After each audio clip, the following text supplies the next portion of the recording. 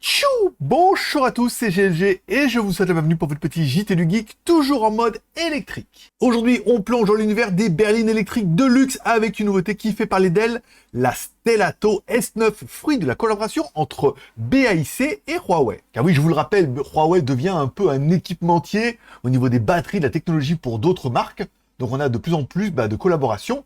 Et ça fait plaisir. Cette berline s'annonce comme un tournant dans l'industrie avec un prix de départ à 300 000 yuan, soit environ 41 700 euros, hors taxe. Évidemment, parce que c'est les prix Chine, on prend le yuan et on le convertit en euros. Un tarif défiant toute concurrence pour sa catégorie, surtout en Chine. Côté performance, la Stelato S9 on dirait un nom de glace, ne déçoit pas avec une option de moteur unique délivrant 227 kW, soit environ 308 chevaux, et une version à double moteur augmentant la puissance à 385 kW combiné, soit environ 523 chevaux.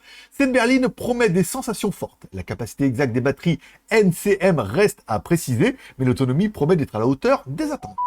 La technologie n'est pas en reste avec le système d'éclairage X-Pixel de Huawei, bien évidemment, des capteurs incluant le lidar et un intérieur sophistiqué équipé d'un grand écran central avec Harmony 4, bien évidemment, de chez Huawei. Bon, bref, on peut dire que c'est une grosse berline, un peu de luxe, encore une fois, il faudra voir un petit peu l'intérieur, mais l'ajout de toute la technologie de Huawei à l'intérieur pourrait faire vraiment la différence.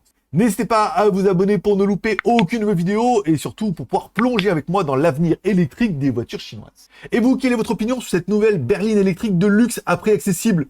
Est-ce que vous avez des opinions par rapport à cette nouvelle Stelato S9? Laissez un like ou un dislike en dessous de cette vidéo, vous abonnez si ce n'est pas encore fait. Et moi, je donne rendez-vous demain pour votre prochain JT du Geek, toujours en mode électrique.